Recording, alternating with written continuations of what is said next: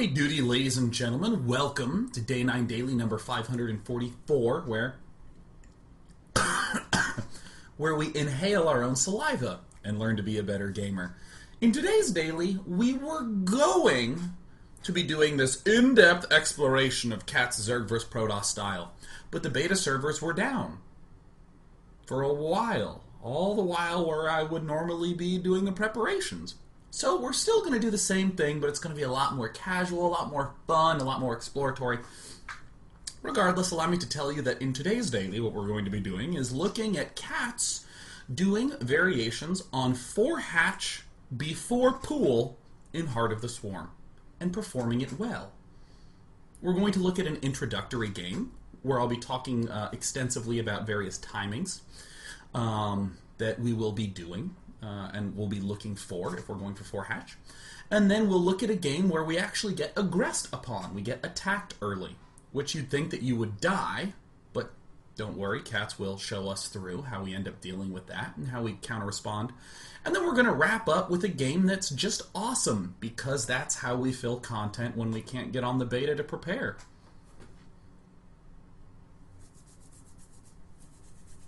Good. I like some head scratching. Oh, that's so good. Let me just do an announcement. Please go to Steam, look up Marvin's Mittens, and greenlight that shit. That game is perfect. I love Marvin's Mittens. That's the game that we gave to all the wonderful Twitch TV subscribers to the Day 9 Daily. That game kicks ass. I love that game. Greenlight it. 2, I'm playing Faster Than Light tomorrow. Not at the 7 p.m. daily time slot. No, I'll be starting at 10 a.m. I'll be starting in about math hours from now. How many maths is that? 15 hours from right now if you're watching live. 10 a.m. Pacific to around 5 p.m. Pacific. I'm going to be playing the whole day. If you have a desk job, watch me the whole day. I'm going to name crew members after such famous people as Felicity and Manfred, and my ship shall be called The Better Gamer. I'm very excited to play Faster Than Light tomorrow. Many people have told me it's extremely difficult, and that you lose a lot, and it's my favorite sort of game. I love any game that is mission-based or repetition-based, where you start over and sort of worm your way down a path, and then go, ooh, that didn't work, and restart and worm your way down another path. I love that! Surprisingly, I like StarCraft 2 for that very reason. Yes, Captain Saucy. We should definitely have a Saucy be on the crew. Is there anything else that I care about? I'm going to Iron Squid next week. I'm going to Paris on the 22nd, so there will be a Fun Day Monday on Monday, and then nothing for a while. Oh, cool. Yeah, looking forward to doing the Day 9's Day Off. I even did a playthrough of Dead Space 3 demo and put that up. Not only because I wanted to play it, but also because I now know exactly how to do any stream of any game on any console for future Day 9 dailies, for future Day 9's Day Off, or future Friday game suggestions. Feel free to suggest the Xbox or the PS3. Not the Kinect or anything that involves a lot of physical gesticulation, just because I would be tired and I don't own those things. So let's do a daily, shall we? Once upon a time, there was a man named KATZ, who went by what name? KATZ? No, he went by Root. Whoopsie daisies. I clicked the wrong button. I told you. The beta server was down. I didn't have time to prepare. That was an accident. Alright. He went not by KATZ, but by... Excellent. My encoder worked. Root no cancer, to help remind himself that he is indeed committed to quitting of his smoking. I think I mentioned this in the last few dailies, but my good old grandfather died of lung cancer caused by smoking, so I support the cause to HotS smoking. Oh, yes. A-Bomb and KATZ are good old buddies, so they're going to be doing a good chunk of chatting in these games. But let's go ahead and talk about this idea of going for 4 freaking hatches before pool. 4 freaking hatches before pool. First of all, we're going to see KATZ do some usual checks before he expands. He's going to expand in the intuitive spots, these 2 places. He wants to make sure that his opponent indeed doesn't do something like go one gate in main base. But right now, I just want to do the conceptual basics. What if our opponent goes for this Nexus first style that a lot of people are doing? How do we exploit that? Most people just go, "Bruh, damn, he did it. He went for the Nexus first. I guess I'll do my normal build, the build that I've done for the last year because Stefano does that build." However, we can start doing some reading of our Protoss opponent the same way that a Protoss opponent tends to read a Zerg. So for instance, A-Bomb is here looking and seeing, oh my goodness, looks like KatZ wants to do an early expand. And there it is. So how does A-Bomb respond? A-Bomb responds by going for an early expand of his own, right? This is all the standard intuitive stuff. This is the signal for KatZ that it's time to go into the 4-hatch. Or, more specifically, this is the signal that permits KatZ to go into a 4-hatch style of play. Quite naturally, your instinct is to go, well, what if he goes for Forge Cannon Rush? And Cannon Rush is one of your bases. You don't have any Zerglings. Indeed, that's one of the reasons why we're looking for this Nexus.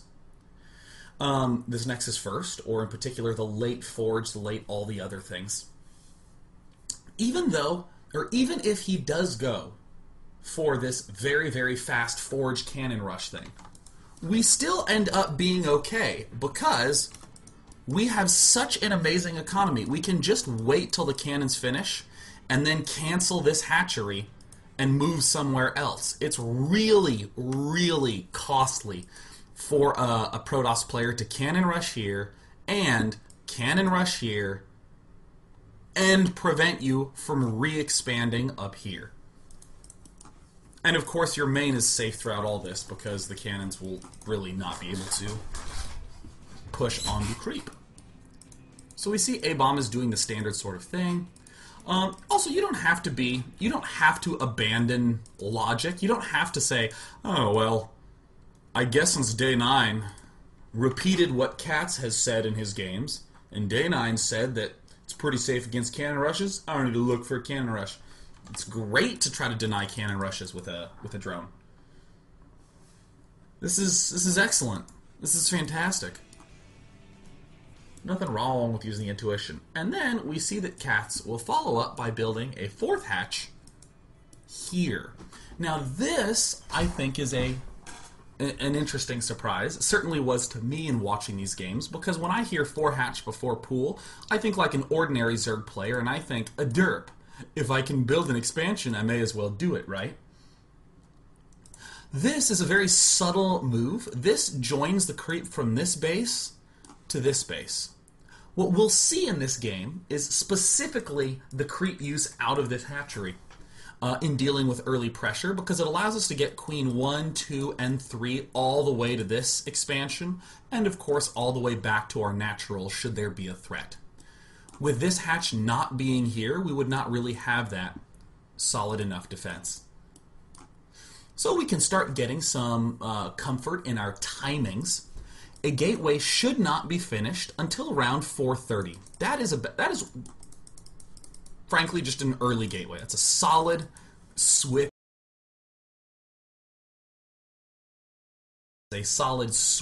cybernetics core finishing. So around 6 to 6:05 is when there should be a stalker popping out of here. And then it even has to get to our base. This is some standard, good old timings that we've relied on many moons before. Many opportunities in the past, in many ages hence. Impressively enough to me, KatZ has continued to drone throughout this entire process. Just non-stop droning. My gut tells me it might be better, rather than waiting for 26 of 30, to just halt on the production and build at 20 out of 30. Or 22 out of 30, but I trust that KatZ knows what he's doing. So there we go, spawning pool down at 5 minutes. Excelente. So now we're going to move things into the future a little bit. We see drones being produced We see an overlord will soon be begotten. Look, more drones. Oh. And where does an overlord factor into all of this? We shall see soon enough.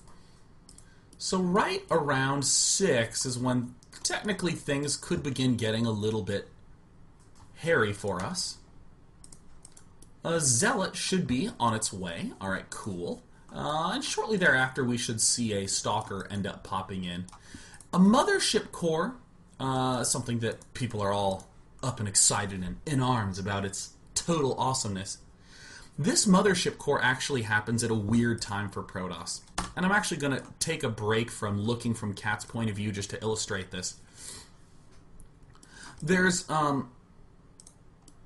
simplest way to state it is most Protosses don't, well, first of all, most Protosses don't do what A-Bomb's doing and get 3 assimilators with 2 in each. However, this is basically equivalent to having 2 regular old assimilators. Let me just abate that right away, your concern of WTF is going on with A-Bomb. With all that said, there's always this question of what does a Protoss player do with his gas right here, right in this very moment? Generally, he will spend 50 gas on Warp Gate, and then he has about another 100 gas of playroom. Does he go for ground weapons? Does he save a little bit and go for a Stargate? Does he go for a very quick robo, as Parting would do? Because again, that's about 100 gas. Does he go for the Sentry with that 100 gas and just get his defense up? All these are Wings of Liberty-esque questions for this 100 gas that happens right here. So, now that we're in Heart of the Swarm, it's very natural to say, oh my god, what happens if we're doing this 4-hatch thing and he goes for a Zealot Stalker plus Mothership Core rush? The answer is that he's spending 100 critical gas at a very critical time that will prevent him from doing anything else quickly. He cannot both do a Zealot Stalker Mothership Core rush and get air quickly. He cannot both do this Mothership Core Stalker Zealot rush and do the swift, immortal Sentry all-in that Parting is known for.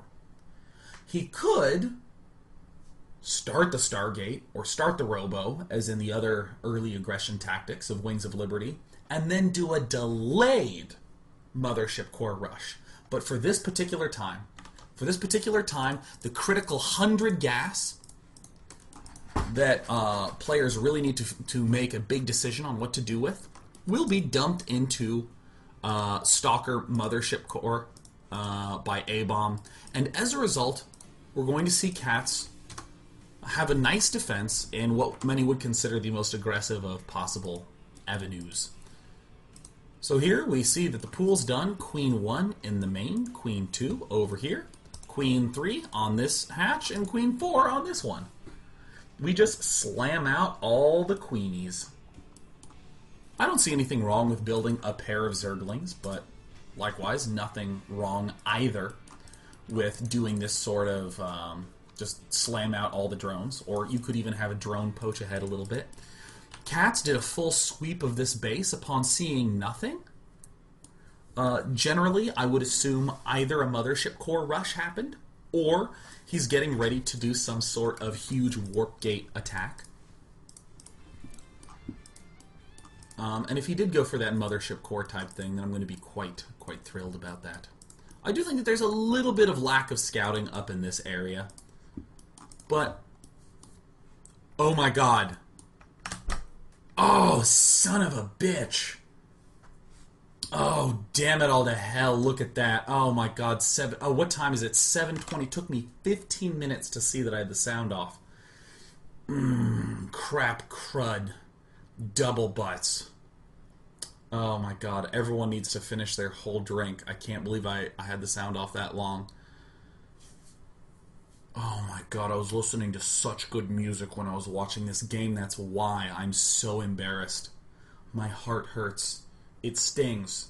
You know what? We're restarting the whole daily. Not with this one. We're going back to episode 1 of the daily, man. This is going to have a serious mental breakdown. I shouldn't have a mental breakdown. I think I'm recovering from my illness. I still have the... still have that I'm dealing with, but the fever is finally manageable. It's only like 99 at some points in the day, so... Hopefully it shows. Hopefully my focus looks better than it did in the last 2 dailies. Regardless. So this push comes in, and we see that our queens arriveth right in time. We can do a little bit of droney micro.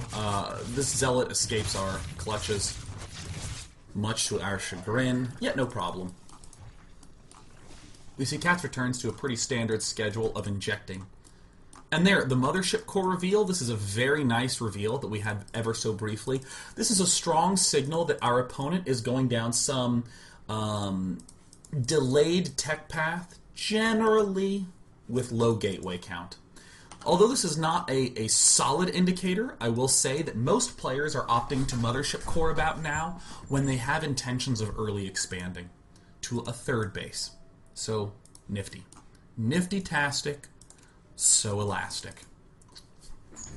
Now, we have another weird juncture right here with our 4-hatch build because I didn't show the specific gas timing. Yeah, why not? Why not jump into the specifics? It happens right around the time our pool wraps up. So we see the pool finish up. We get all our queens going, the double gas going.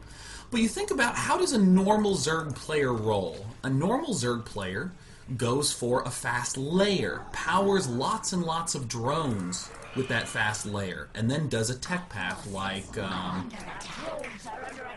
does a tech path along the lines of speed roaches, or infestors, or mutalisks, all those sorts of things. Here, we have the benefit of lots of early larvae. So we want to solve as many of our problems with larvae as possible. So I love this choice of getting Zergling speed right now.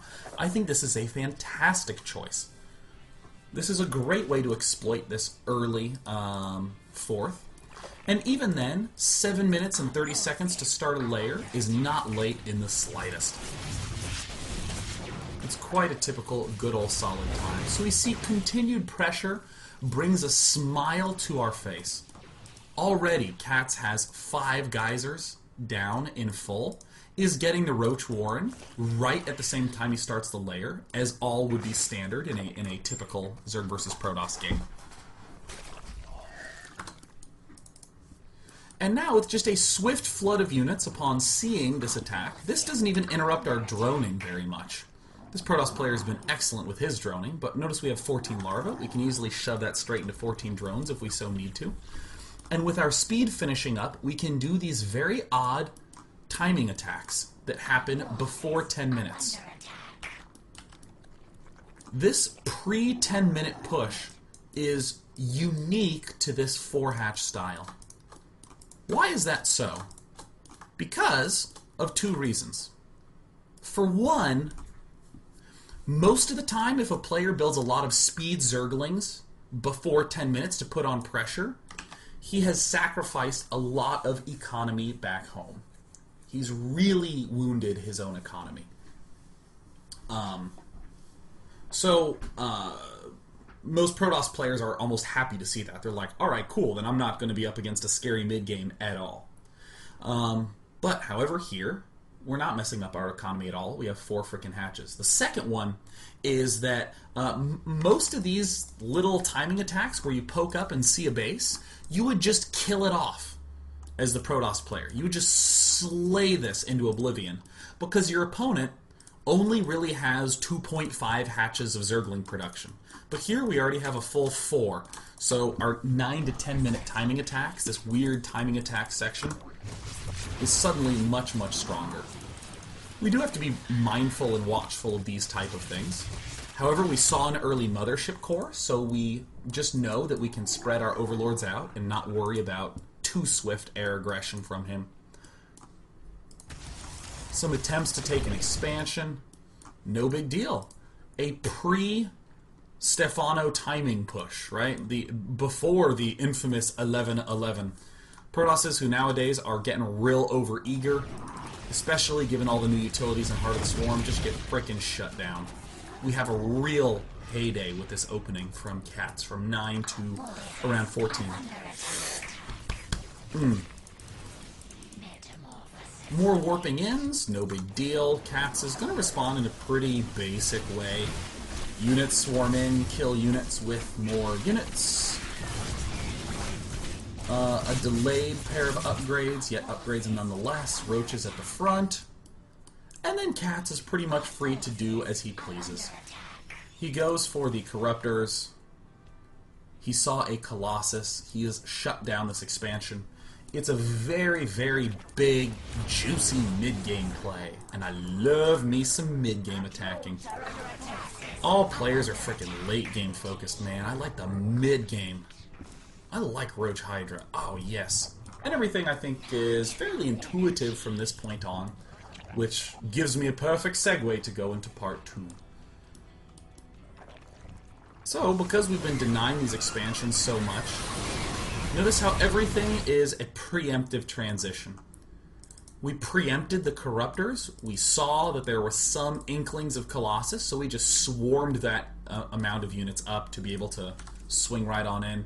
Still staying fairly low econ by drone count, but we are definitely doing amazingly well in the expo count. On the gas count, we have 5 geysers constructed. We have seen that we are denying his expansion, and this is a very, very easy moment to just go, alright, great.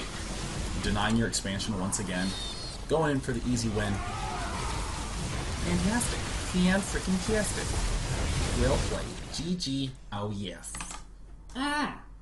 When we come back in part 2, we're going to ask a very reasonable question.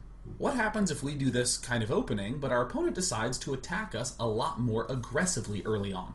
Not some sort of silly little one-gate poke, but really tries to mess with us. Let's see after the break.